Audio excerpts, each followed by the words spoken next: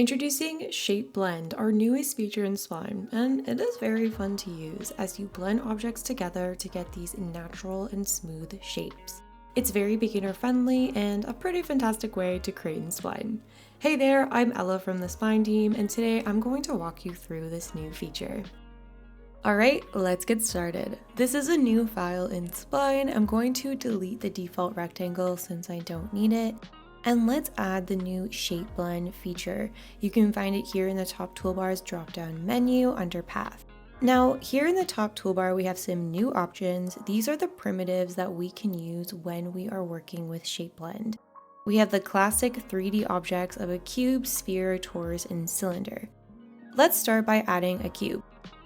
I'll move this over here, and as we pull apart the objects, you can see that the Shape Blend is already working, and it's honestly already so fun to play with.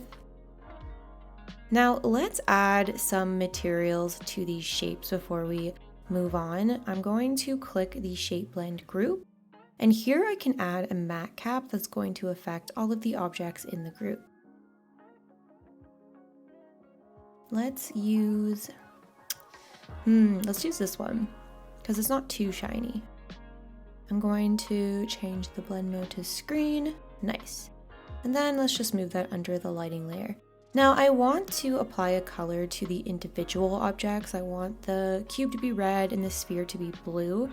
In order to do that, I have to go to the color option here and click on children. And now I can apply an individual color to both. So let's do red, maybe a little more on the pink side. Yeah, that looks pretty nice. Now we'll go here and we'll add our blue. Nice. I love this gradient, how it comes from the reddy pink to the blue, and we see this beautiful hint of purple in the middle. When working in Shape Blend, a key thing that you'll be using is an operation. There are three kinds. There's union, subtraction, and intersection. And I want to mention really quickly that we are currently making little improvements on the UI, so by the time this tutorial comes out, you might see icons here instead of a drop-down menu. Now let's take a closer look at the operations. We can start with union. So union, like its name, is going to combine the two shapes together, creating this smooth blending. And then we can set it to subtraction. Subtraction means that the object is going to take away from the other object. So you can see wherever the cube is hitting the sphere, that is what is being taken away, just like a boolean. And you might also notice that when we use subtraction, the icon here turns to red, just so it's easier to work with. And then there's intersection. So this means wherever these two objects are overlapping each other, that is what we'll see. So this square and this sphere are overlapping in this section, and that is what is visible to us. The icon color here is turned to yellow. Let's turn this back to union. Now, something that's important to note when working in Shape Blend is the order of operations when it comes to our layer panel here. So it always goes from bottom to the top. What I mean by this is if you have this cube and you want it to subtract from this sphere, you need to make sure that the cube is on top of the sphere. So if we change this to subtraction, for example, and drag this on top, we can see clearly that it is working. However, if we take the cube and place it underneath this sphere, it no longer is affecting the sphere, so you have to ensure you have the correct order. Another thing you can do is place the cube inside the sphere, and that will affect the sphere. This is an easier option if you have lots going on in your scene with lots of objects, so it's a good way to stay organized. Let's set this back to union, and we'll take it out of the group. Now you might be wondering what is going on with this green cube. This is the space that we can work with shape blending. So if we were to take a shape blend object out of this space, you can see that it disappears. If you feel like your space is too small for the design that you want to achieve, you can always select the whole group and scale it up. Or you can make your objects within it smaller so you have more room to play. Now we're in a new file. We have this shape created with Shape Blend that kind of looks like a mouse. It has 2 toruses and 1 sphere that's subtracting from this pink sphere here. Now let's talk about how we can control the amount of blending. The first setting is the global blending. This is when you have the Shape Blend group selected. You can adjust the blending here to affect the overall shape.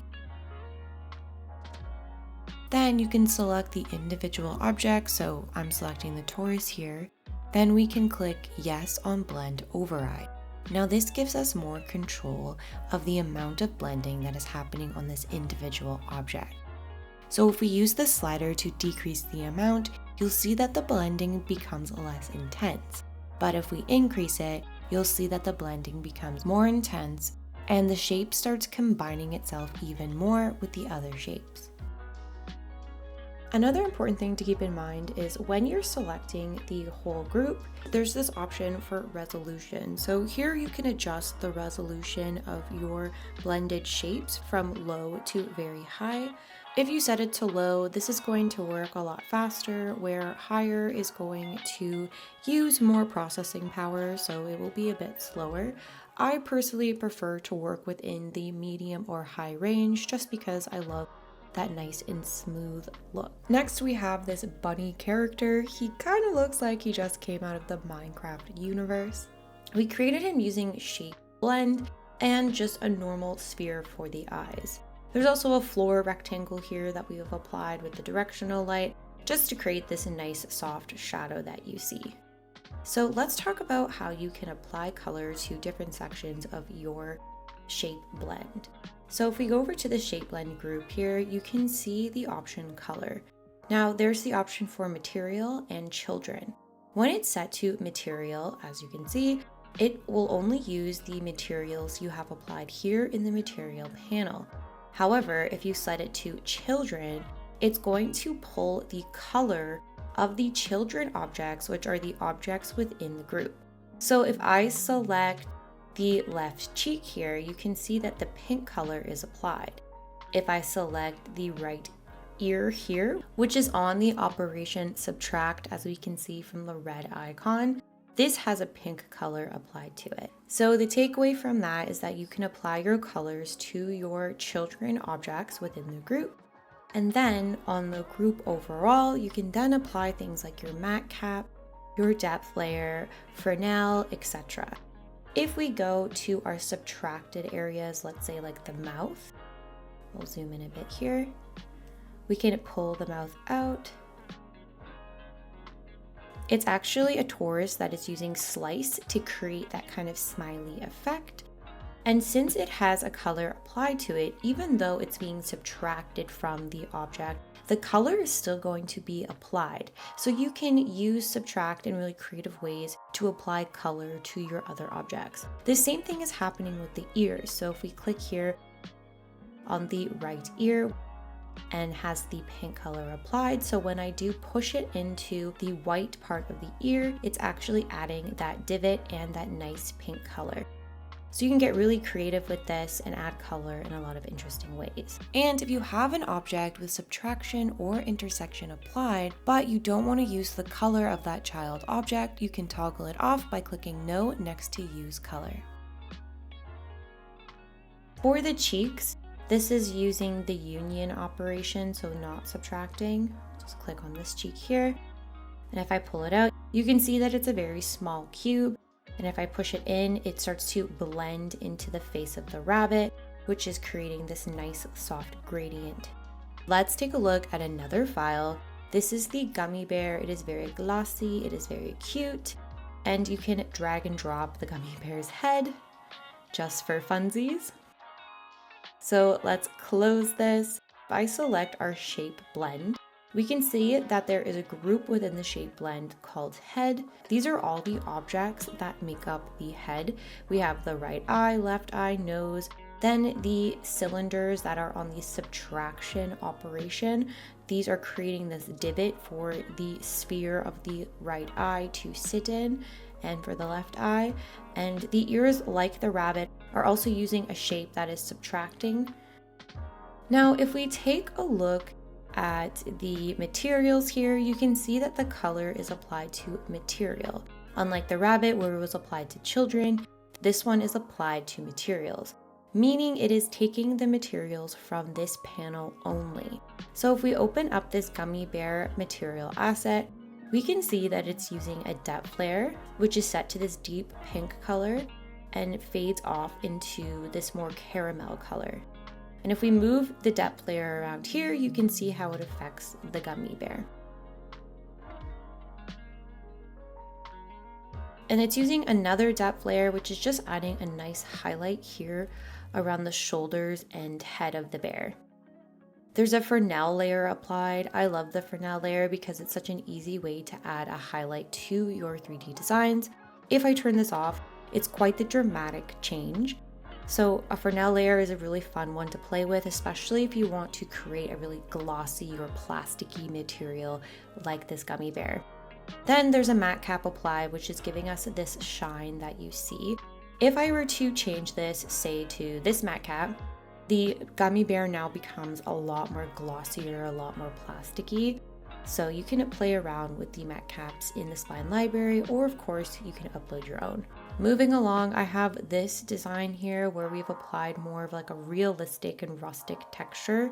It looks like if you were to touch it with your hands, it would feel rough. We have again another drag and drop event applied to this design. Drag and drop is really fun for this shape blending feature just because of the nature of how it works. It's fun to move the shapes around and see how they blend together. For this material, it's actually quite easy to create such a realistic texture, and you can do this in a way that isn't going to hinder the performance of your scene. It's not going to create more polygons. It's going to keep everything really optimized. And how you do that is using a bump map. Now let's click on the shape blend here. We can see that again, this is applied to material. And if we look at our material panel, we have all of our layers going on that are contributing to this awesome realistic texture. So let's take a look at the image. If I open this up, you can see it's called metallic surface. This is a texture more so than the image itself. You can see it's that exact kind of rough metally texture. And if we close this up and look at the blend mode of the image layer, it's set to overlay, telling me that it's actually picking up a lot on the color that we have applied to this object, which is a darker gray. Then if we look at the matte cap, it's set to a pretty dull shine, which makes a lot of sense for this metal texture that we're going for. And then if we look at the lighting layer, this is where the real magic happens. This is where we can find our bump map. So when you set your lighting to Phong, you have the option of using a bump map. If you were to do this without a bump map, this is kind of what it would look like. You don't get a lot of those details. You don't really see the concavity of the texture. If we go to the Phong light settings, you'll see here bump map, click on this drop down menu and you'll see the name of our image file, and that will give us this beautiful detailed texture. We can increase the intensity or decrease it to get your desired results. So that's how we got this realistic texture on this design. Another quick thing I want to mention for materials is using the image layer in another creative way. Here we have an image layer, which is the cute little face that you see on this egg character. So if we select the shape blend group, you'll see in the material panel there is an image layer. We got this image from a vector that we created with a transparent background. I think we exported it as a PNG and we uploaded this as an image layer. And we have this effect where there is a sphere with subtraction applied, and as you can see, when you hover over the face, that image will morph and react to it as well. You can make your own custom faces for your character this way. Something cool to try. For this next scene, I created this high design. It was quite simple. I just used a variety of cubes to create the shape of the high and the eye stem here, and then I just added a sphere for the dot. I made this interactive by having this sphere follow my cursor, and it has a pretty high blend mode, so when things go together, they create this really goopy kind of scene, and it looks really cool from all angles. Now I'll quickly walk you through how I made this effect. First of all, you need to have your design set. So I have this high design. Then I had an extra sphere, which is living down below here. Let me just drag him up so we can see him. And I don't have any states applied to this sphere, rather I have an event. So I'm using the follow event. Let me remove this so we can apply it together. So let's add a new event and then go here to the drop-down menu where it says start. And you can go all the way down to follow.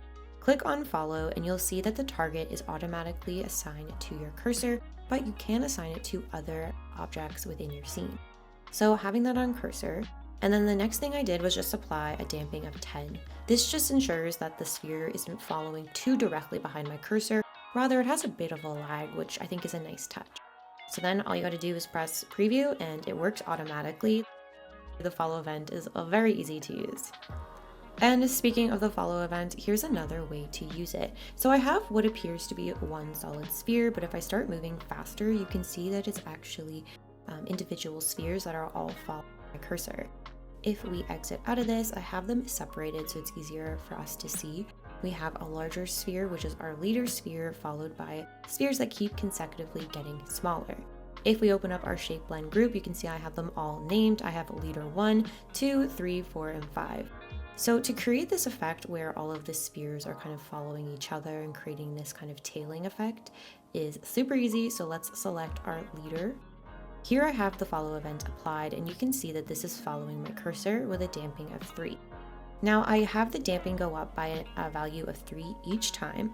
However, the target changes for each sphere. So this sphere is actually targeting the leader sphere with a damping of 6, where this sphere is targeting the sphere that's following the leader sphere, sphere number 2, with a damping of 9. And you've guessed it probably by now, this sphere is following the third sphere with a damping of 12. And finally, our last sphere is following the fourth sphere with a damping of 15.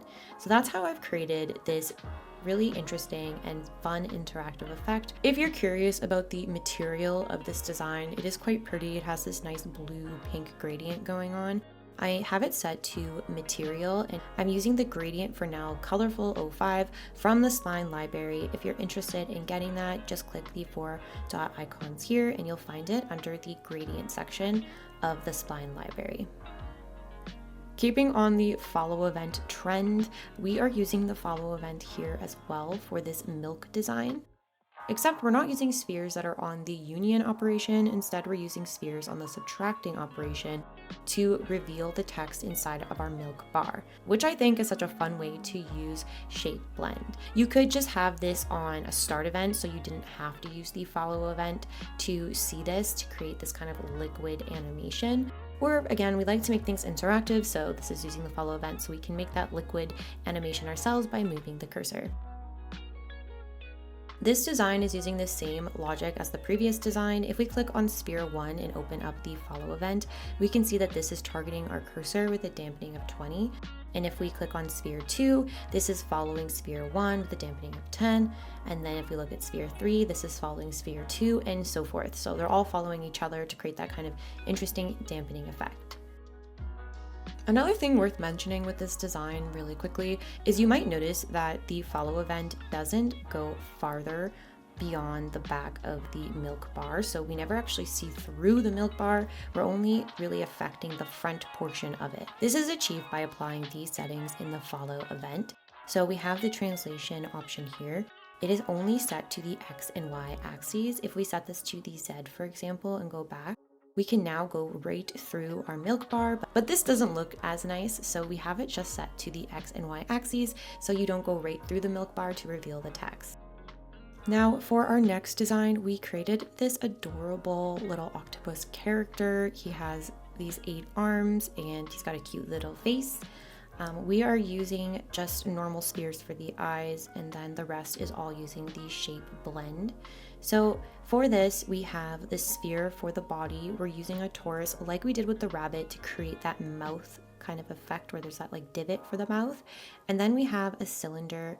If we turn this on and off, we can see is like the base of the body where the legs kind of go into the body. And then we have one cylinder, which is for the legs. So how can one cylinder be 8 legs? This is because you can use the shape blend objects with the cloner tool, which I think is such a great call out and a really fun thing for you to explore. So if I turn the cloner tool off, you can see that there are no legs anymore anywhere.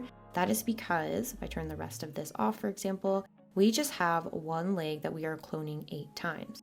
So let's reset this and go back to our cloner tool.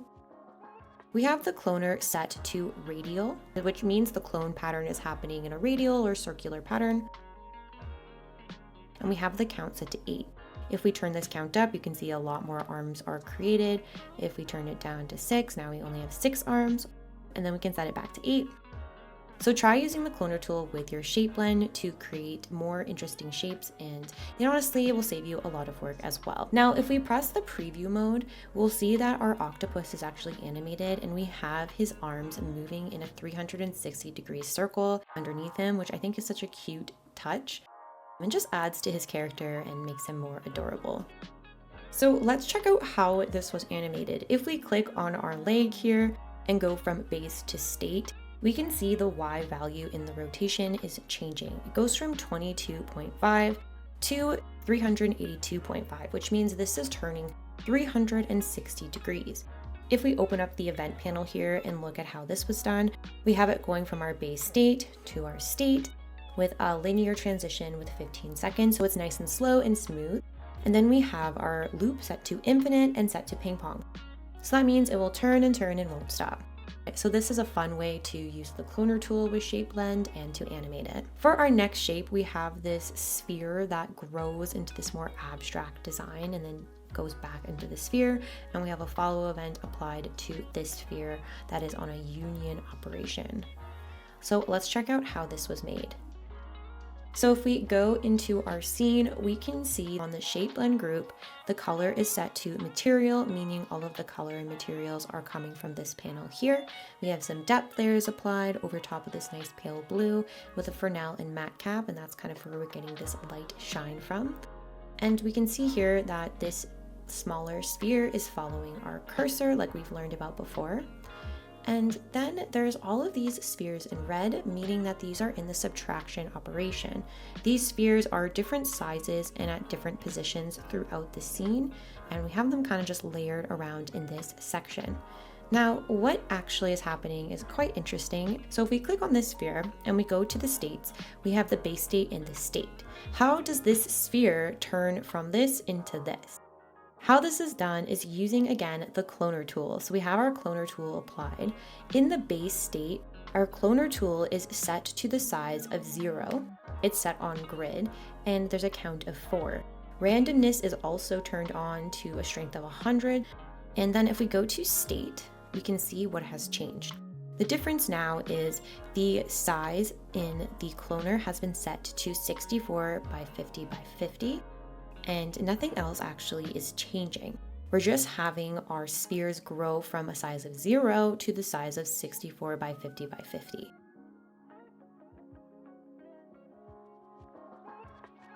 And that's how we have this one sphere that is now morphing into multiple spheres. And since this is set to random, the size and positioning of all the spheres are going to be different. If we were to turn this down, you can see now that they're all uniform, they are in a grid, and they're all the same size. Once we turn randomness up, we can see that they're starting to change size and change position, so it's not uniform anymore. And that's how we get this like really cool and abstract shape. Another thing I need to mention for this tutorial is that you can use physics with shape blend. So let's hit preview mode. And as you can see, these shape blend shapes have just fallen onto our platform. Reset. So if you want to explore physics with shape blend, I highly encourage you to do so. If you're not really sure where physics are in Spline, it's under the simulation tab here, and you can turn on physics here, and then you can apply it to your shape blend down here. If you want to learn more about physics in Spline, I will link a tutorial down in the description below that will teach you all about it. If you give this a try, share it to your socials and tag us, because I would absolutely love to see how you're using shape blend and physics together. Now going back to our egg character here, I just want to make a quick call out. For the Spline exports, like our public URL, Spline Viewer, code exports, and our Apple and Android platforms, you can use ShapeBlend for all of these exports. If you want to embed your ShapeBlend design into your website code-free, you can use the public URL, or you can use the Spline Viewer, which is what we like to recommend. And you can also export as code. We have our options here. And we have Apple and Android platforms. So if you build something using ShapeBlend intended for another project, just keep the exports in mind so you can bring that into your project. If you want to learn more about our Spline exports, I've linked some great videos down below in the description. There's ones for exporting into Framer, to Wix, and even to Figma, so make sure to check those out down below. All right, and that's a wrap. Let us know what you think of this new ShapeBlend feature. We would love to hear your feedback. If this tutorial was helpful, please give us a like and subscribe for more Spline tips. And drop your questions down below in the comments. We would love to hear from you. As always, thank you so much for watching, and we'll see you in the next one.